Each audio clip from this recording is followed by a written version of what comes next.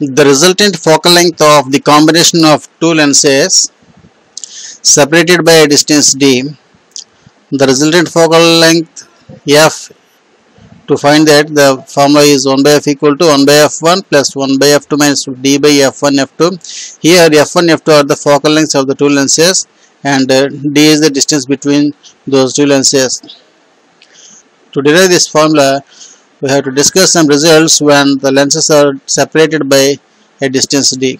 Let us see those results. Power of the lens. Power of the lens means it is the ability of the lens to bend an incident light ray on it. When the light ray travels through the lens, when it passes through the lens, the light beam bends like this. That is called the refraction. The angle between the original light ray to the refracted ray is let it be 10 degrees. In the second case, the angle of deviation is 20 degrees. Then, if you want to compare the powers of these two lenses, we can say that this lens has more power, because this has less ability to bend the light ray, that is only 10 degrees deviation. 10 degrees of deviation. In the second case, this lens can bend the same light ray, parallel beam of light, through 20 degrees of deviation. So, this lens is having more power and this is having less power.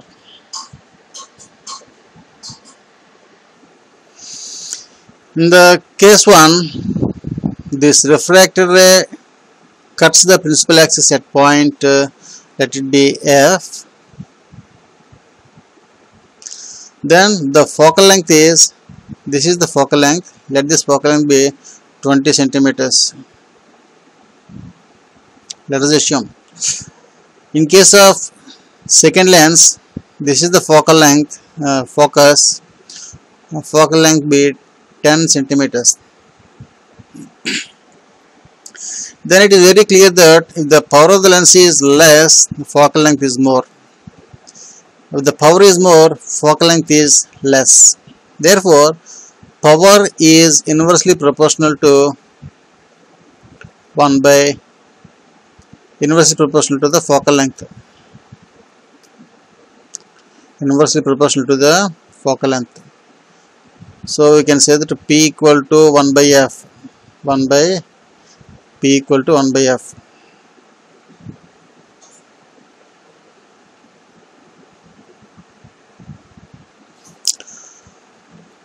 The resultant angle of deviation in case of combination of lenses.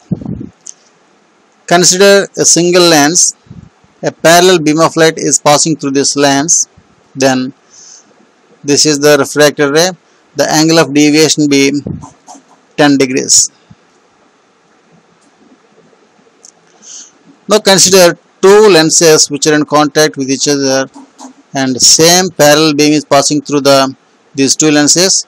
Now due to the first lens, this is the refracted ray. This deviation is 10 degrees. This ray is deviated through 10 degrees with the original incident ray. Now this same refracted ray is passing through the second lens. Now second lens again makes a deviation of 10 degrees more. This angle is 10 degrees.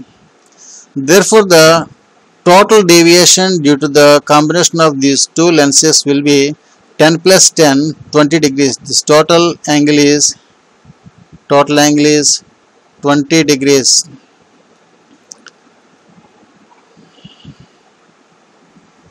Therefore, if the angle of deviation due to the first lens is delta 1 and the angle of deviation due to the second lens is delta 2, if you think so, then the resultant deviation, the total deviation of the incident ray is delta. It is given by the sum of delta 1 and delta 2.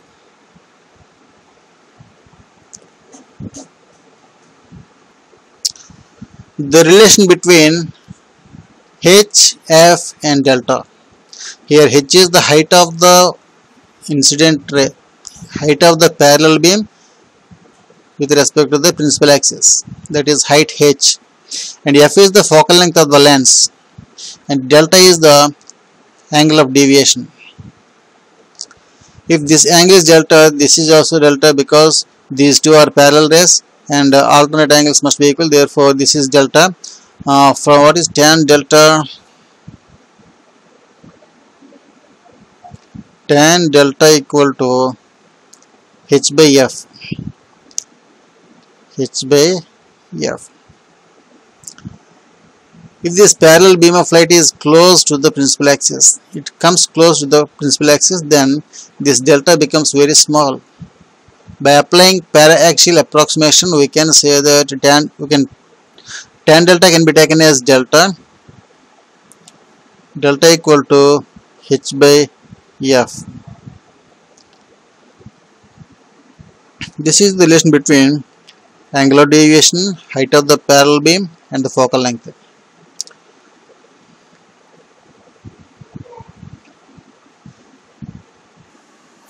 Now let us derive the resultant focal length of the combination of two lenses.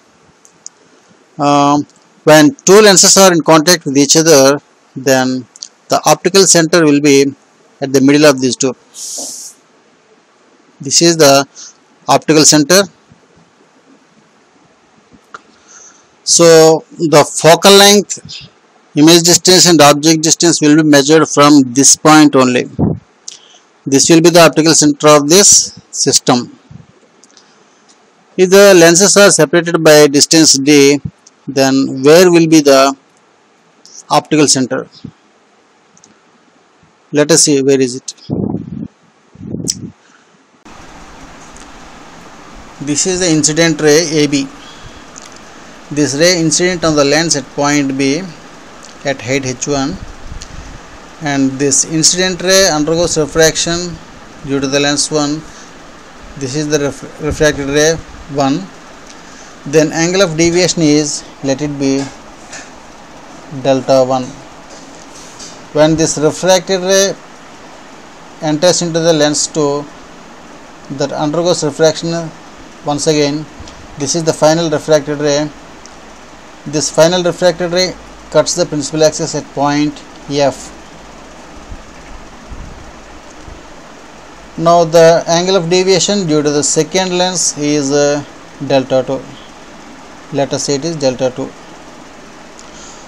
Now what is the total deviation caused by the two lenses?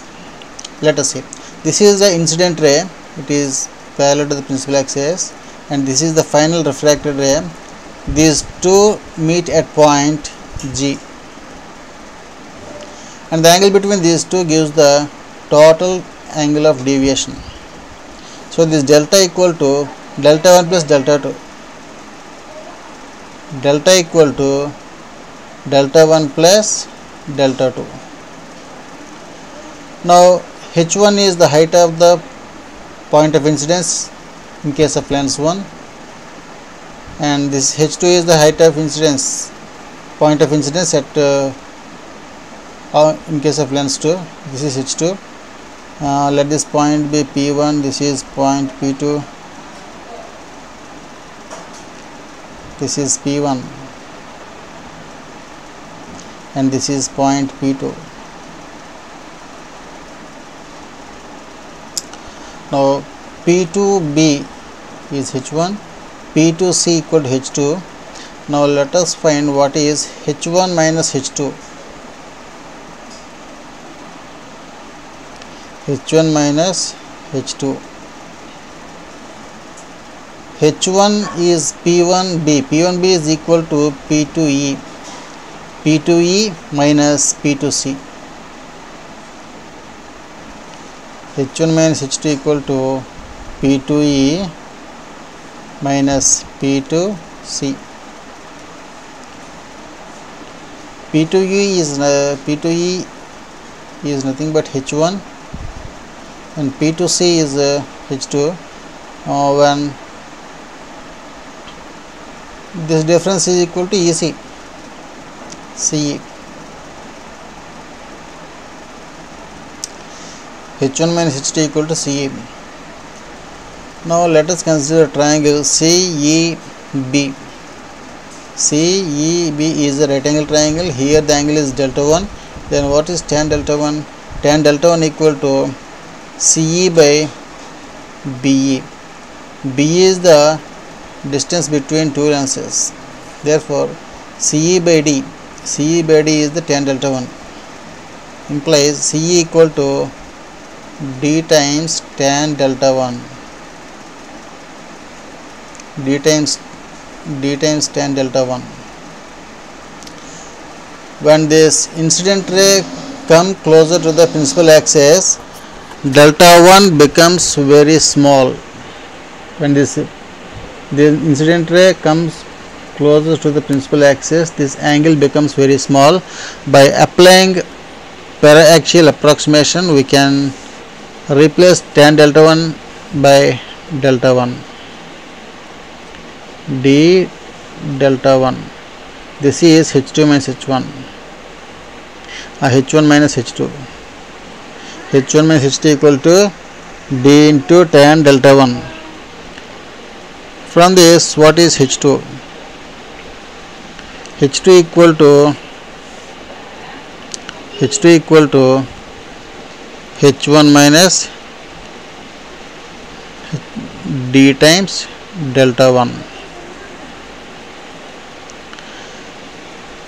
And here we know that delta equal to delta 1 plus delta 2. Delta equal to delta 1 plus delta 2.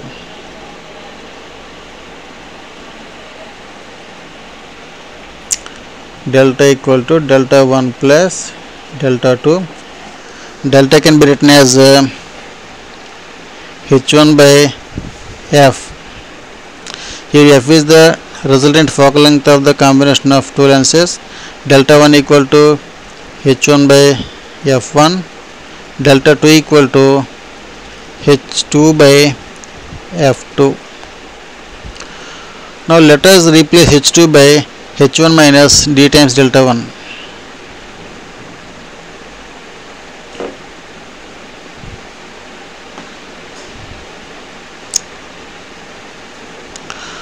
H1 by F equal to H1 by F1 plus H2 equal to H1 minus D delta 1, that is H2 divided by F2, implies H1 by F equal to H1 by F1 plus this is H1 by F2 minus D times delta 1 by F2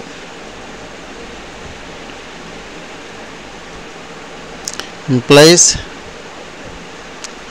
H1 by F equal to H1 by F1 plus H1 by F2 minus D by F2 into delta 1. D by F2 into delta 1. D by F2 into delta 1 can be written as H1 by F1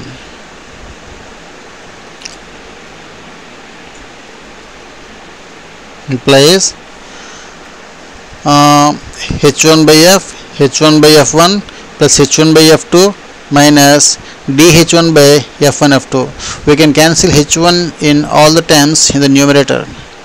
Therefore 1 by F equal to 1 by F1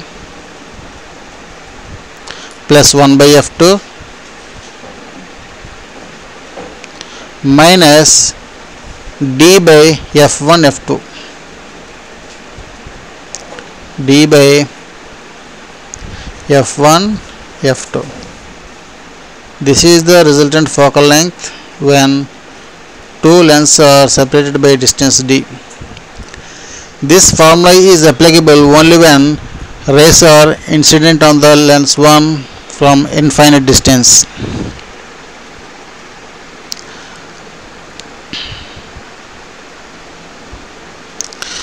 Let us write it once again. 1 by f equal to 1 by f1 plus 1 by f2 minus d by f1 f2.